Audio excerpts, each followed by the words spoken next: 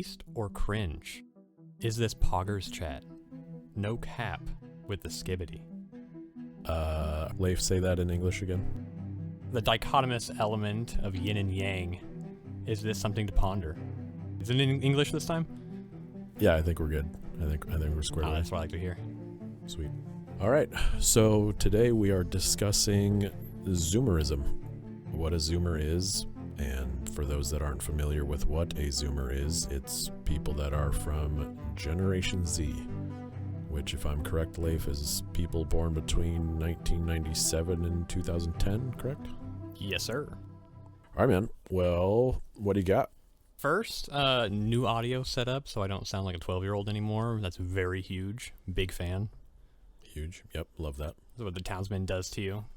You go through extreme puberty rapidly, and it's painful, but you come out the better of it. That's the goal.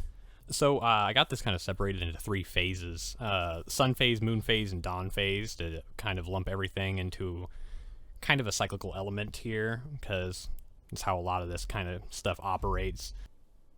To start off with the sun phase, these are things that are superficial, easily grasped. There's things that you kind of see on an everyday basis. If you're around my age, because I am a Zoomer, you've probably interacted with these kind of things, and you can probably notice them on a daily basis. Millennials are kind of similar to us. Tim is our resident millennial. He's our old man. He's ancient. Mm-hmm. If you look really closely at the Last Supper, you can see him in the background serving drinks. It's very cool. I had white hairs even then. Yeah. Doing great. We have a really interesting complex social strata when it comes to like the internet. A lot of parasocial environments that we navigate in a very natural way, because we've kind of grown up with this whole other realm. Throughout all of human history, we didn't have this strange interconnected feel where simultaneously we can talk to 100 people but be alone at the same time. And I definitely think that is going to have some consequence down the river Styx. And it probably already has, honestly. I think a lot of people can kind of attest to the changing social climate. Polar separation of ideologies is a really big one. We're seeing kind of the wrestling of tradition and this new, I don't know how to say it, very, very socially centric, hyper aware of emotions and kind of the more central elements of human psychology is put to the forefront.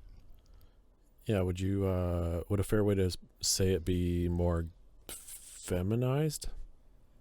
Yeah, I would probably rock with that.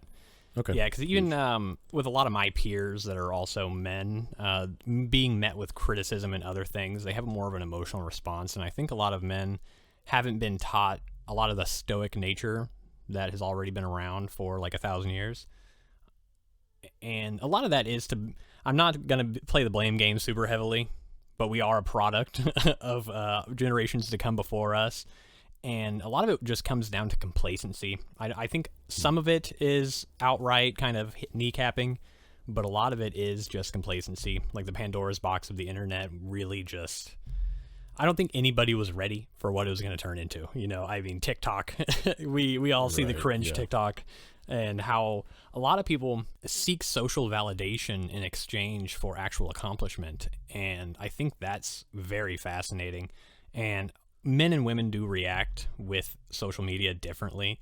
Men have more of, like gamers, a lot of camaraderie, just being silly or, you know, just trying to get a rise out of people, poke as many sticks into people as you possibly can. Mm-hmm. Women have, I'm not an expert to speak on this for sure because I am not one, but I can definitely tell there's a lot of competitive aspects, but with niceties sprinkled over it, which is very fascinating. I think women have more of a negative reaction to a lot of things, and it kind of takes a lot more of their processing power because it's kind of in their field of battle. It's very social. It's very status oriented, and a lot of men don't really care unless they're trying to be funny and make it, you know, be silly. Yep. Do you have any thoughts, concerns, any observations on your end as someone who's come from kind of an older generation, even though you still had the internet? You kind of remember the advent of it. Yeah, I remember it being new. Like my brother was doing a project for school. I think he was probably in 4th or 5th grade, and I was just a wee lad in 2nd or 3rd, depending on what he was in. And he went over to my neighbor's house who had the internet because she would sell things on eBay and stuff like that. And that's pretty much when it was brand new to my recollection. And he came home with some picture of a printed out dinosaur. And I'm like, how the heck did you do that? Like, where did that come from? And he explained it to me, and it was a completely foreign concept. And I remember dial-up internet. Indeed. And yeah, I remember dial-up internet, and like you could be on the phone or the internet. You didn't get both. And you know, I'm not quite old enough to remember. Well, I'm probably old enough to remember, but I wasn't on the internet often enough at a young age to see like pictures showing up on your screen like one line at a time. People older than me probably have a little bit better idea on that, but I don't. But I see that in archaeological evidence, but never in person. Yeah, it's basically in museums at this point. Same thing with like those old MacBook computers with like full size monitors with like the clear blue back and everything.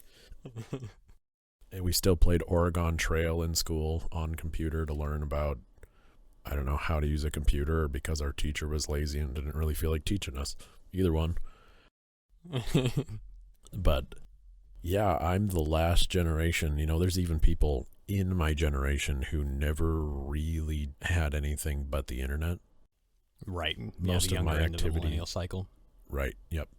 Most of my activities when I was a kid were, you know, my parents would have to hit me with a stick basically to get me to not dig holes in the backyard. I watched holes one time as a kid, and then it's like, well, you know, the hole's got to be 5 foot deep and 5 foot wide, and here I am, like, you know, 3-4 feet tall, and you know, struggling to get out. But those are the things we did. We went outside, we played. You know, sometimes we had a PS1 and a PlayStation 2 and stuff like that, but we had to earn like screen time with outdoor activities and chores and doing homework and stuff.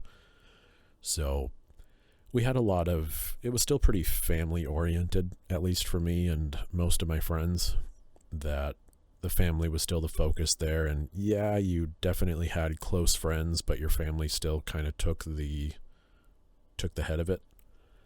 I think that's probably changed with your generation, with Zoomers. Oh, for sure. Yeah, we had, and for my case specifically, we had, my stepdad was very big on IT, and my mother was big into gaming and anime and stuff, so we were very tech-centered.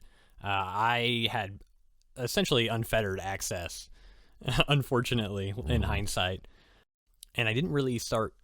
I would go out and play, of course, especially when I found friends in the neighborhood at a young age. Sure. And then, obviously, when I became a high schooler, I was like, I'm going to go do bad stuff, Mom. And went out and be a barbarian. I do think that having kind of more of a stricter relationship when it comes to kids and the internet is probably a great thing. Because what we're seeing is, and the sun is set and we're now in the moon phase, we're seeing a lot of influence from the internet having a lot of negative impact on kids. Like, we're finding, like, it's that meme of being 12 and helping a divorced mom on Reddit get through her mental struggles kind of thing. It's just weird. You know, why are you there? Been there, done that. Well, not done it, but I've seen it for sure. I know what you mean. And yeah, we're exposing children to what was essentially the Wild West of the internet for a long time. It's just now kind of getting organized, but we're still in the early parts of settlement here. There's a lot of garbage everywhere, and it's all a click away, really. And you kind of see its influence, like when I went to school and stuff. I mean, we can all notoriously remember a certain video involving 2 women in a cup. That damage to children everywhere. Can confirm. There's a whole group of those videos that started going around when I was in middle school and really amped up in high school. So just like, and children have no business. Just like, why the hell is this on my phone? Yeesh. Yeah, no business interacting with that kind of stuff. Obviously, we get into the prevalent and pervasive nature of pornographic material on the internet. It's literally everywhere. I have a funny joke of, if X is the town square, there sure is a lot of hookers. Yeah, for sure. Yeah. Kind of crazy. And it's really impacted the ladies in a negative manner. And it's not just the internet. Obviously, all of our media, a lot of like ads and things you see walking around even, is very sexualized. And I think that's kind of just added fuel to the fire for kind of the decline in tradition and a lot of other things. The young ladies of my generation are kind of led astray very heavily. They capitalize on their sexual capital, not to sound redundant, very early.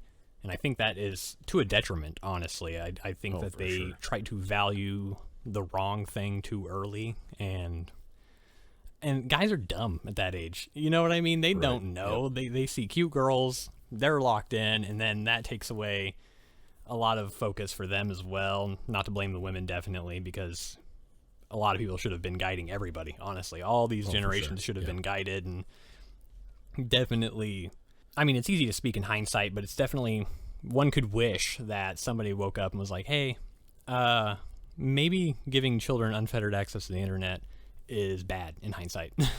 Yeah, we didn't do that one very well. And I think you see, too, it's kind of a perpetual thing. You see it in every generation of, well, you know, I was better than that at that age, and this generation's screwed, and this and that. And it's easy to say that about younger people than you. It's like, no, if you're older and wiser, it's your job now to make sure they're less retarded. Like, bring them up as they should be. Yes. Yeah, I totally agree. And don't cope. That's the biggest thing. Yeah, don't cope. For sure. Actually do. I look at Gen Alpha and stuff, and how they, it's the strangest thing. They'll watch like these weird TikToks that look like an alien formatted it to be perfectly like mind gripping for children, and it's the most fascinating thing. And I can't think of an easier word than brain rot, for sure. Because absolutely. It's wild, and you see it. It's sad. At the end of the day, it's kind of sad. I don't want to watch these younger kids go through essentially the same thing, and nothing has changed at all. And in fact, it's getting worse because the internet's becoming more available and more pervasive. Yeah, it's bad. The paraphilias, and if you don't know what a paraphilia is, you might have heard of like kink and other things like that. It's the definition verbatim is condition characterized by abnormal sexual desires, typically involving extreme or dangerous activities. The second half that I'm not too concerned about to pervade super heavily, not yet. But there is a lot of hedonism that comes through the internet very easily. You can get down those tracks, and we can understand pornographic material to be a drug. And unlike many drugs, it is a drug that's built into your body. You can't easily stop it. Like if you're an alcoholic, avoid alcohol, but how are you going to avoid what's ingrained into you? And so heavily, it takes up a lot of brain space, especially in puberty. That's a bad time, man. It's hard. Yeah, it's hard enough already, you know, and then you've got different social medias and internet things that are actually designed to hook you. You know, alcohol commercials, maybe when I was a kid, you know, it's like we'd get movies like The Hangover came out when I was in high school, the first one. And it's like, yeah, you know, it's cool to, you know, go drink with your buddies. It's fun. It's a great time, whatever. You don't really have much of a hard time going outside of that and touching grass. Same thing with like cyberbullying. I remember my friends and I being like, just like put your phone down or close your freaking laptop, like turn the computer off and boom, you're not cyberbullied anymore. But now or not every social interaction, but a large portion of them are through some sort of screen over the internet, and you lose a lot of authenticity and thorough connection that way. Right, the parasocial aspect of it, and that's a good point with the authenticity. A lot of people can just selectively show things.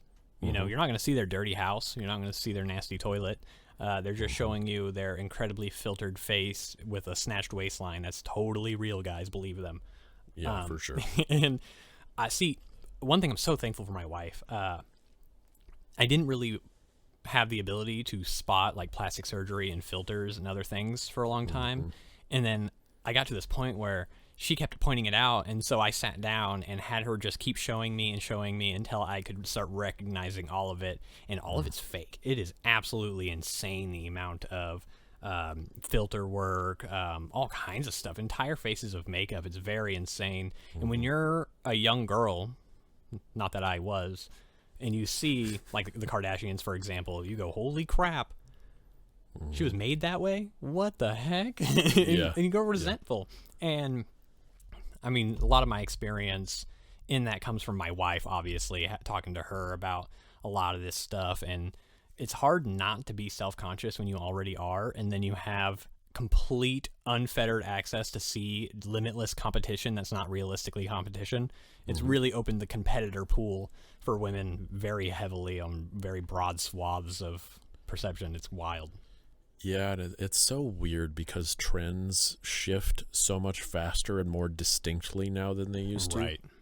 You know, I remember being kind of weirded out with the whole like Ugg boot things and your skinny jeans tucked into them. A lot of girls in my school did that, and I just thought it was the most unnatural looking thing.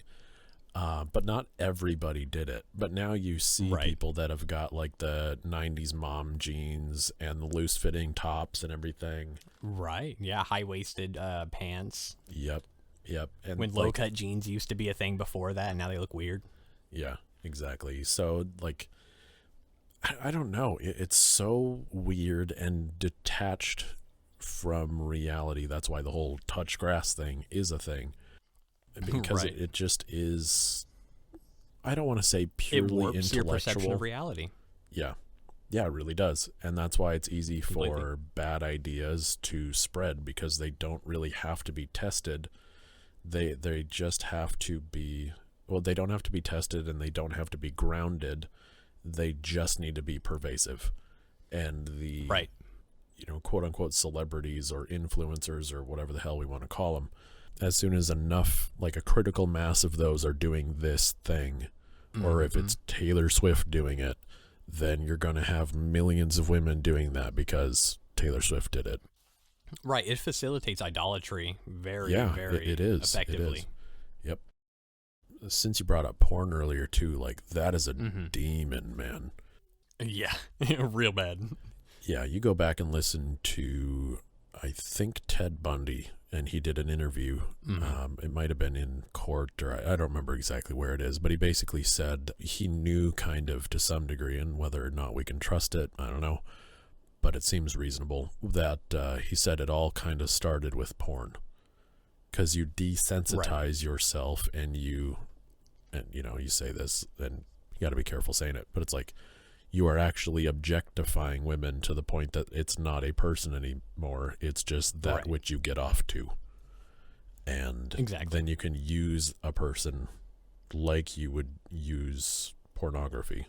Like women are just that to a lot of people. False perception. Oh, for sure. Yeah. Like the sanctity of sex is totally lost. Like if you log on to, quote, the hub and see a litany of terrible things, and I do mean terrible a lot of the time, because absolutely.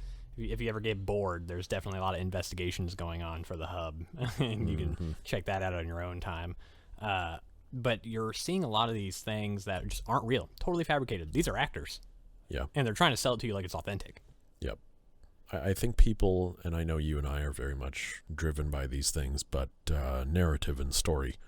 So if you offer good stories, people can aim up to them. But if you have these weird, detached from reality things in a very closed environment, and you see it enough times and you kind of get the echo chambery side of it, then you think that's normal. It's like, that's what couples do. It's like, no, that just happens to be the subcategory on the porn site you're looking at.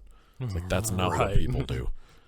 And then it just raises the bar for everybody, because, women might think that they have to do these certain things to make a guy happy, and guys are going to expect these things. And I mean, it's not all. Right.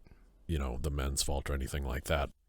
You get the other side too, where women are hypersexualized now, so they're buying all these weird toys and things that are going to be, I mean, in just a strictly physical way, maybe more pleasurable than what a guy has to offer, and no guy can step up to that. I'm not hooked up to a freaking car battery, so it's just like, it's I don't have 12 settings. Right. Yeah, exactly. So it's just toast, man. Like, you have to detach yourself from the internet and kind of do the backwards of what I experienced as a millennial. I experienced life without the internet first, and then you kind of still have some hope of maintaining those foundations you started out without the internet while you're using it. And I'm not saying all millennials are that way. I'm saying I'm that way. But the hope was kind of maybe Gen Z can be introduced to the internet young, but realize it kind of sucks. But I don't think the critical mass, if you might say, of Zoomers have done that. Now, I do have a lot of hope. It's not that I don't have hope for Gen Alpha and Gen Z women. That's not the case at all. But Gen Alpha and Gen Z men and the boys, I think, have a really good shot of seeing how crappy things are. They're sick of being called sexist. They're sick of being called racist and all this other crap that they're not. And you see them kind of just reject that social line of acceptability, I guess you could say. It's like, well, you're a racist, so they just kind of write you off. They're like, sweet, thanks. I didn't want to be a part of that dumb shit anyways. Right. Which, bravo to any of the guys out there that are like that, and even double bravo for the women that are, because I think as a guy, speaking personally, I guess, I have a pretty easy time disregarding social stigma. It's like, I don't care. It's like, I'm going to do what I'm going to do, and I don't really care what you think about it. I imagine women are much more, I know they are much more social creatures, and this is talking bell curves. Obviously, there's outliers. But, they would have a much harder time breaking out of that. Because being an isolated woman is a lot different than being an isolated man. I was just about to say that, it was kind of an evolutionary imperative that women didn't get ostracized, because if your husband got raised in the fjords and you now have 4 or 5 kids, your husband's dead because he got killed by the French, you can't afford to be socially ostracized now. You really got to lean on people. Yeah, absolutely. And it's still the same thing. And I know we've talked about it, Leif, quite a bit, that we've gotten so detached from nature that we've conquered it in a lot of ways, but it's still those innate things within man that... Personal nature, self versus self conflict. Right. They're largely, I would definitely not say they're insurmountable, but there definitely is an eternal nature to them. And... the bar of human acceptability has been dropped so low. I think they even did that in South Park, I think, when James Cameron just went down in the ocean and raised the bar a little bit. I remember that. That's good. But the bar's so low that, for a lot of guys, I think, in your generation, and really any of them, I guess, to some degree, but the bar keeps going lower and lower, that, guys are driven by goals and missions and being able to conquer something, but the bar's so low now that they just don't feel called. Right. I think that we've liberated ourselves from nature and find ourselves searching very heavily to a point where there's a big psyop where we should liberate ourselves from all suffering, like reframing sex to be just for pleasure, and there's a consequence of having a baby, when in reality it's the opposite. The main purpose is to procreate, and a side effect of that is it's fun. It's a good time. You can create very, very beautiful bond with someone, and it's just James Cameron needs to go down to the ocean probably ASAP at this point. Yeah, right. Speaking of that, you mentioned paraphilias, and the fact that the term breeding kink is even a thing bewilders me. It's like that's literally the whole thing. That's the purpose. Everything that's not that is more of a paraphilia or a kink. Right. Yeah, It's just definitely. like, I just like to put children in my woman. Like, yeah, dude, Yeah. that's the thing.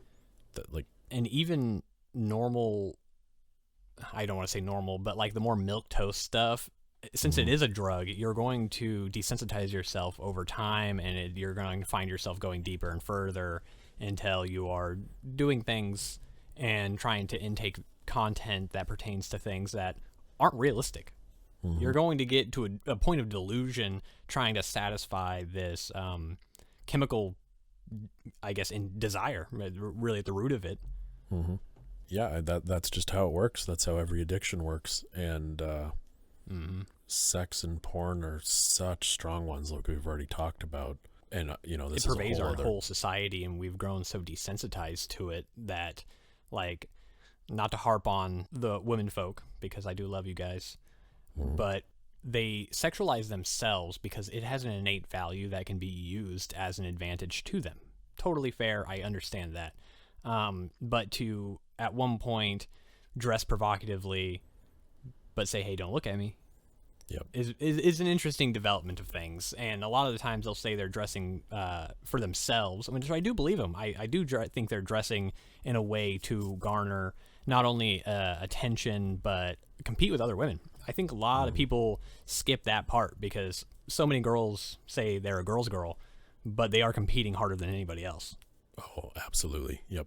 It's cutthroat. It's crazy. I've seen my wife, because my wife's not very competitive. She didn't care. Never had a boyfriend, really didn't compete for men or anything like that. And I just watched her friends compete with someone that isn't fighting, and it was very fascinating. Yeah, kind of saw themselves as above that game because they know it's a pretty low game to play. Right. And I think it kind of got to him worse that she didn't try to compete back or anything and was unbothered a lot of the time. And for her to be happy, get married, and produce children in wedlock, that's how you're supposed to do it, by the way. Newsflash. I think that bothered them even more because there's so much feminist kind of, and we'll probably have an extensive video on feminism and its roots and everything. Oh, for sure. But we're trying to frame everything in the regards of success in the masculine. And so when women succeed in the feminine, it's completely undervalued. And it's not undervalued by men because we need women to not only produce children, but to be the backbone of literally every society. And so now, since we're reframing it, we're devaluing this ancient and most important career of all, and that's motherhood. Yep. Yeah, agreed. For sure. It gets devalued so much that we get to points like the top topic for women in this last election was abortion. It's like it's so... Right, which is antithetical to their nature. It's crazy. Right. Yeah, it really is.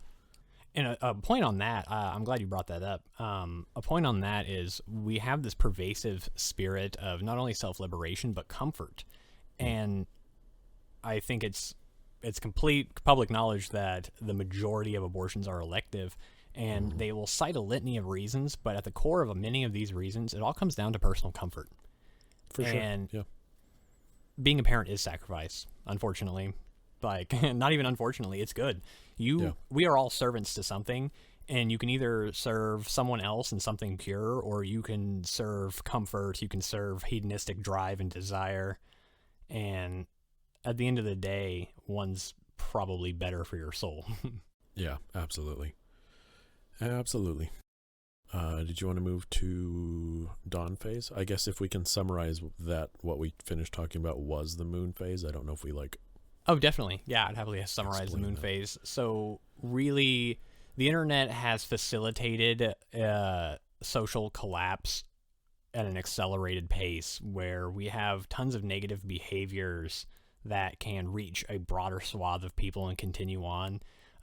It's Mao's useful idiots a lot of the time, where we're getting these kind of terrible ideas and people don't think beyond those ideas of, feel good, continue, and propagate these ideas and continue on, and they're just being wielded. At the end of the day, we'll probably have broader videos about cultural Marxism and other things, but a lot of this comes down to a very theosophical idea of pure liberation and subjective will over objective reality.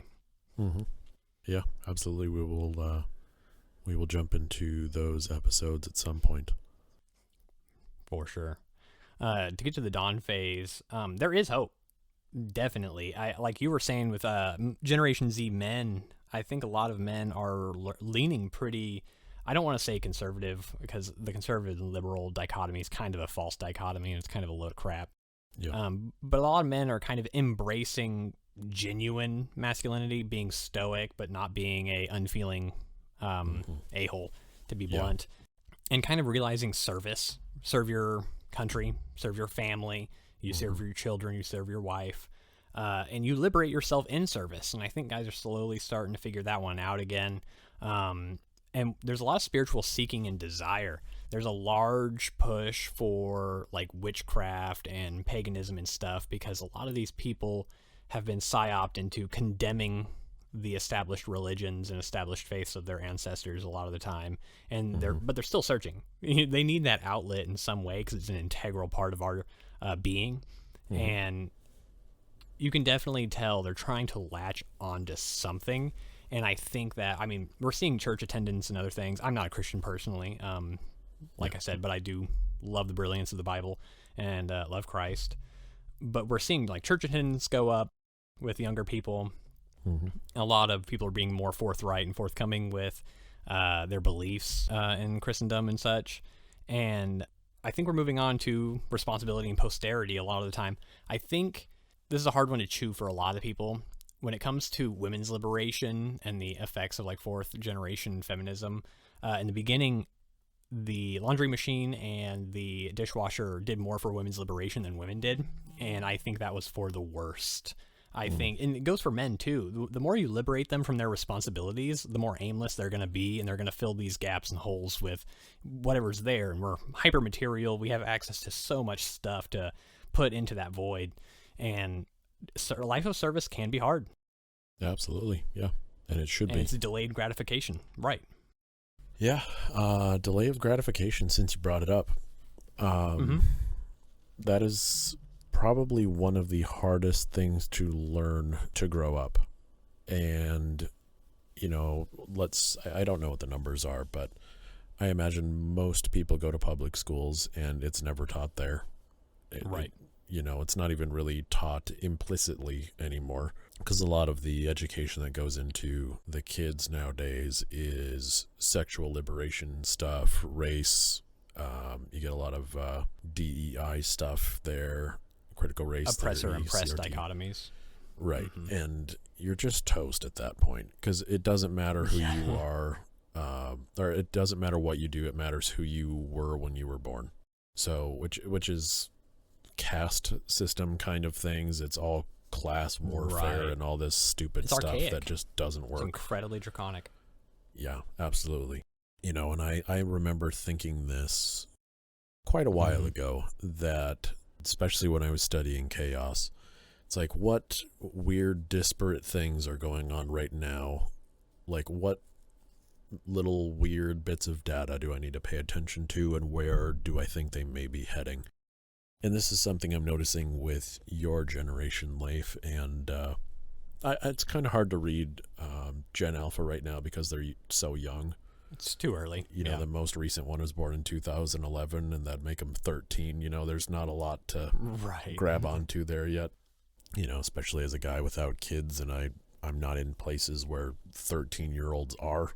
So, I don't go to church or any stuff like that. I maybe have some kids that age in my extended family, but I got nieces, so I get a upfront Gen Alpha experience, and okay, gotcha. It's black pilling a little bit.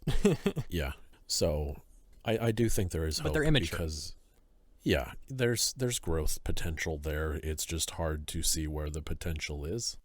It's you're not seeing someone actively on the trail. It's like, well, there has to be some potential here, because there's not a, if you look at it between like potential and kinetic energy, it's like if it's not one, it's the other. So if they're not actively doing anything, then you hope that there's all potential there, which I think kind of digs into Peter Pan syndrome, where you're just constantly a child and you never grow up. I think a lot of that on the internet is very pervasive. If you look a lot of the popular channels and popular YouTubers, they're kind of bubbly, kid-like, Yep. very irreverent, and I think that's making Peter Pans. I see people in my generation who don't have the emotional maturity to handle a lot of things, and that's unfortunate. They might be able to sit at a desk and do work just fine. Like, they can just sit and be told what to do, A-okay, and we've kind of conflated that for maturity and conflated that for adult development. Mm-hmm. Yeah, it's too bad. And I think you see, Peter Pan syndrome, and I think the way people like to sugarcoat that and make it easy to swallow is they just say it's red pilled. It's like, no, red pill is just, you open that pill and Peter Pan comes out. That's how that works. Literally. So yeah, it's cope. It's all cope. Absolutely. And that's what Peter Pan did at the end of the day. He just constantly coped because he couldn't handle death. He couldn't handle the broader realities of being an adult man. Yeah, exactly. So, and that's unfortunate. Yeah, it absolutely is. I think a lot of hope for men come from the fact that we rag on each other. I really do think that kind of, not necessarily, I don't want to say bullying, but, taking the razz out the boys really does help. Men are meant to police men as women police women. Like, if you look at slut shaming, the number one proponent is usually woman. But that's good. Men should police men, and women should police women, and that's how we've done it for all of time. And I think men have an easier time coping with the idea that, hey, there's a bigger fish, and if I step out of line, that bigger fish is probably going to beat me up. Right. Yeah. And it needs to be that way, whether it's physically beat up or, hopefully it's more of a conversation and like, hey, you're an idiot. Let's try not to be an idiot. And it's easy to get, black-pilled, like you said, with some of these Gen Alphas and maybe some of the Zoomers too, just because, you'll see the absolute best and the absolute worst of everything on the internet, but until you engage with these people, and again, I don't have much experience with the Alphas, but I do Zoomers, and that's what we're here to talk about anyways, there's plenty of hope there. And, for all these people that really don't seem, they're just kind of like a dud, they're not burning anything, they're not going anywhere, they're just kind of stagnant. I think a lot of those people are just, what's a good way to say it? I think they're just anesthetized.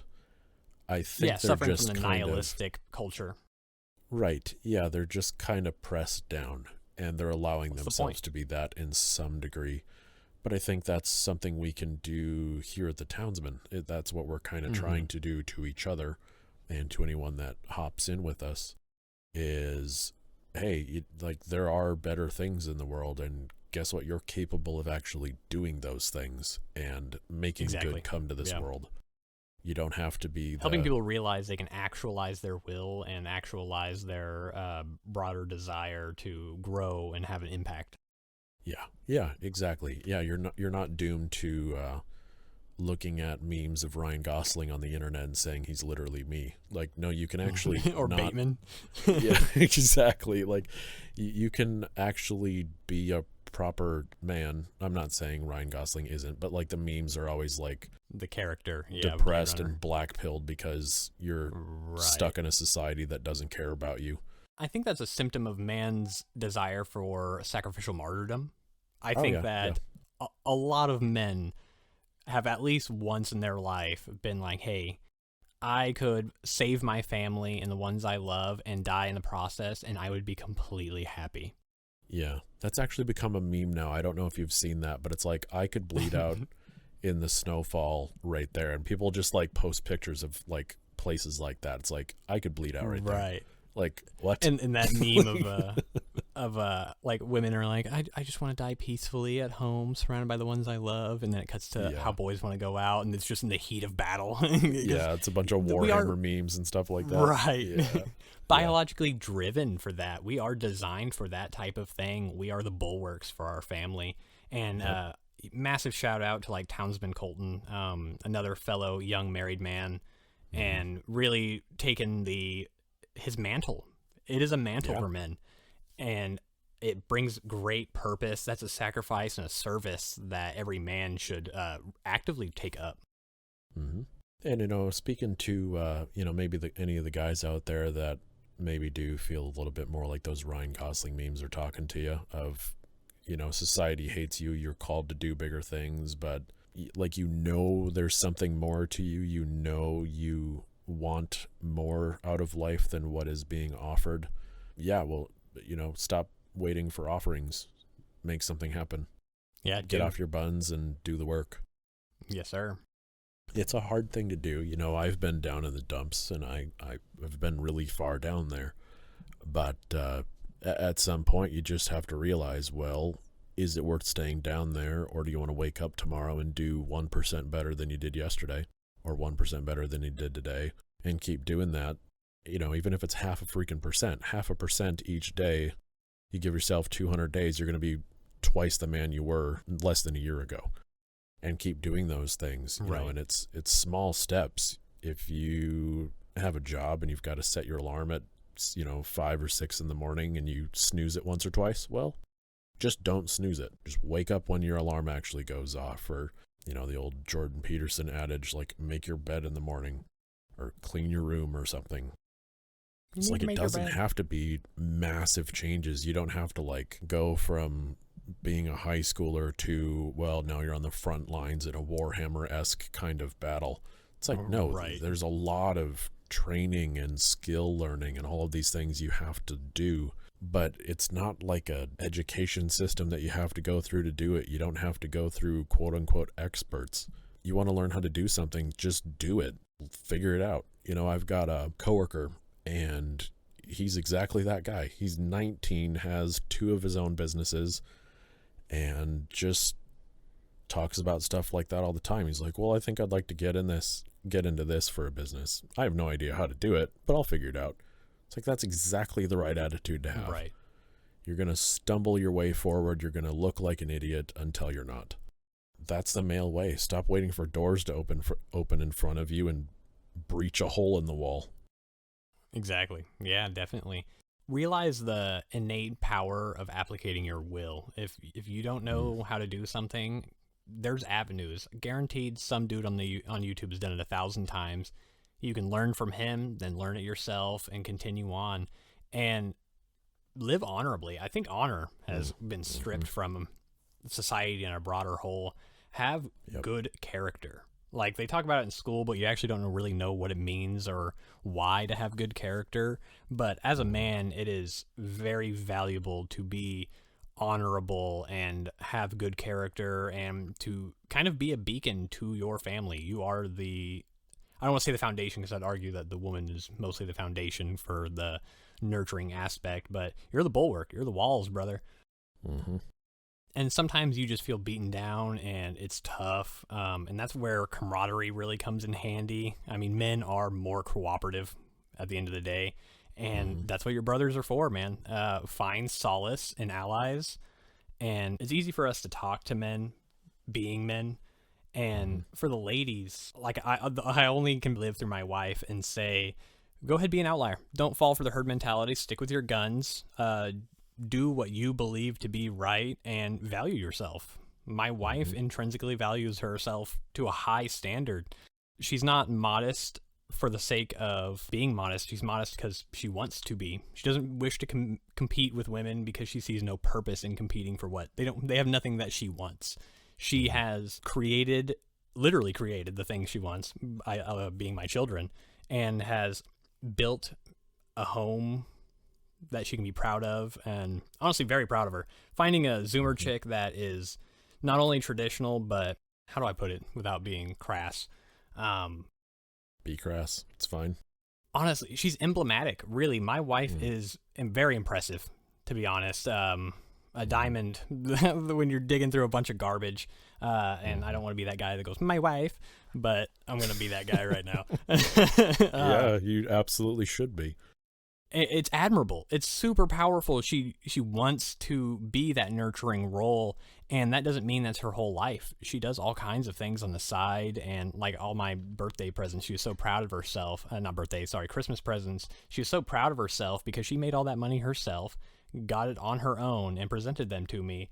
And she was incredibly proud of herself, and I was proud of her for taking the initiative and doing these things. Yeah, I was proud of her for that. Like, I was impressed. Right. Like, hell yeah, absolutely. Go you. That's awesome. So that's not their sole responsibility. so Like, cool. women used to make the blankets, tend the farms. Dude, they used to work all the time. And really and freaking hard. Yeah, harder than really most men hard. nowadays do. Right. Yeah, for sure. I could not handle being a flax seamstress. There's no way.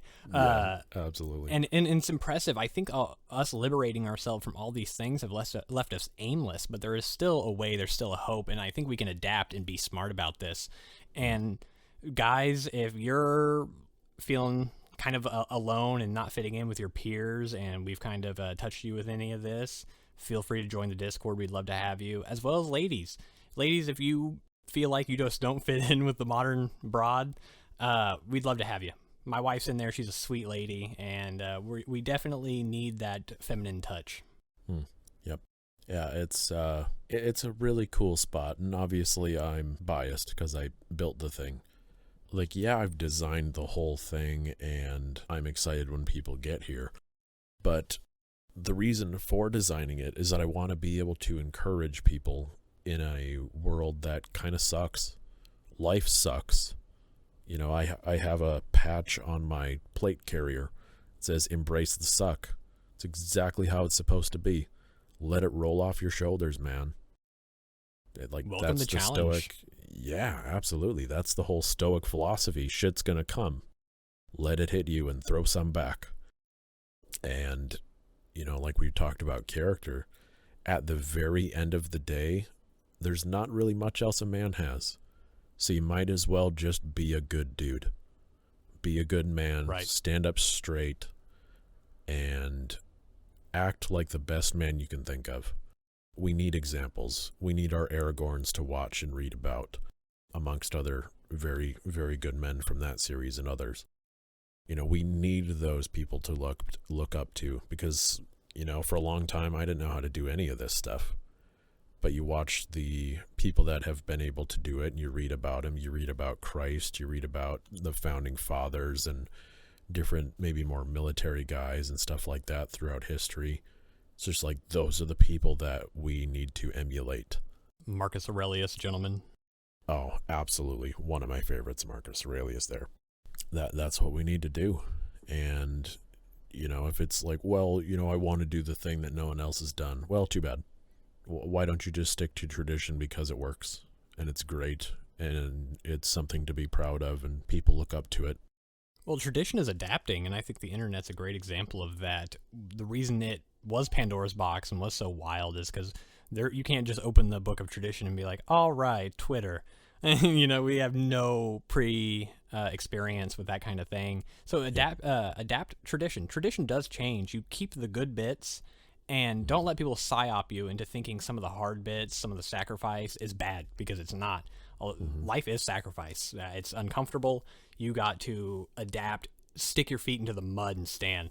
And I do think there's a light at the end of the tunnel, easily. I think we can find our way out. I think we can get back to being strong men and wise women like it should be, and carry on from there for the next Pandora's box that'll open down the line. Yeah, and, you know, kind of tying back in with what I said earlier is, get yourself together and do the work that you can, and as soon as you see someone that maybe knows a little bit less or is a little further back on the road than you, help them out. That's what men do. We're supposed to want to be those guys that other guys look up to. You know, it's like, well, you know, like I was just saying, looking up to like an Aragorn or something like that, it's like, cool. It's good to learn those tools, and then it's very important to offer those same tools to your successors. They're not yours. Be a mentor.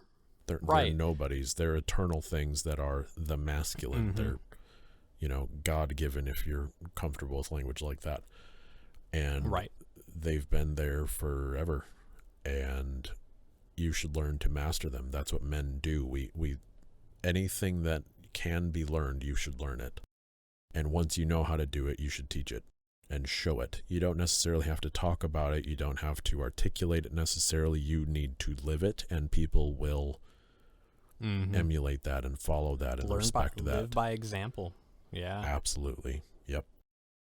Be mentor. If you look at a lot of great men, and even great men in your lives, a lot of them were mentors. Teach people, even, I mean, I've run into people older than myself that I've mentored and helped them figure things out in either the abstract, like theological, or in the practical. Mm-hmm. You can father beyond siring children, and I think that's a really big, important thing. Just like how women, you can mother beyond producing children, and though that's such a unique and miraculous experience, and my wife recommends it to everybody. But I'm kicking myself in the butt here because I can't remember her name, but she's a nun and she's in the military, and obviously celibate, can't get married. You're a bride of the church. But she's explained how she is mothered through these things. She has nurtured so many people through these avenues. And I think men can do the same. You can be a mentor. You could be a father to someone that's like 4 months younger than you. Just take that mantle and try to be authentic and live through example. Be that beacon. Yeah, absolutely. Be that lighthouse. Yes, sir. So at the end of the day, if you want to know how to do it, or you know how to do things we don't know how to do, jump in the Discord, jump in the comments, let us know, man. Jump in the conversation. I genuinely want to hear from you. I don't care about likes and subscribes, although if you want to do that, great. But I really want to be able to talk with people, talk with you guys, get your ideas, see where you're at, sharpen you up, you sharpen me up, as the saying goes, iron sharpens iron. I think guys just need to find those things, and also to stay humble with those things too. It's easy when you start mastering something to kind of get a big head about it, but remember where you came from, and remember not so long ago, and maybe right now too, you were an idiot. So oh yeah. Stay humble, pimpin'. My fellow Zoomers, I definitely love to see your comments and kind of talk about what it was like growing up with the internet. I'm very, very curious to see everybody's experience, because I know obviously it can be quite varied depending on where you live, even if you're outside the country. I think it'd be a really unique, because like 100 anecdotes is a statistic kind of thing. I'm very curious to start testing the waters here, get a litmus test on how Pandora's box affected more people and how they're doing, especially the older Zoomers growing up with it. Where are you at now? Yeah. To my fellow millennials, it's easy to get annoyed by some of the Zoomers because, younger people are always dumber than you, right? Well, that's what our ancestors thought about us too. It's like, well, where did they go wrong? If you tend that direction, try not to. Try to find someone that you can reach a hand out to, lift them up a little bit. If you know something they don't, let them know. Do it carefully, do it gracefully, but it's our job to raise the people around us. That's what we're supposed to do. So, there's a lot of really cringe things about Zoomers, and I get it, but I am Ryan Gosling for real. Yeah, exactly. So I'm still working on Leif, but we'll get there.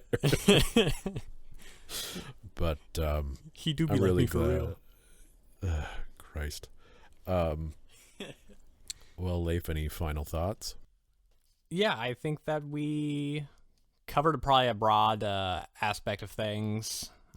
Just understand that you're a product of your environment, just like your ancestors before you. And if you can be a change in environment for someone that comes after you or a peer group, do it. Yeah, right. They might bully you and call you a square, but man, at least you're cooler than they are at the end of the day.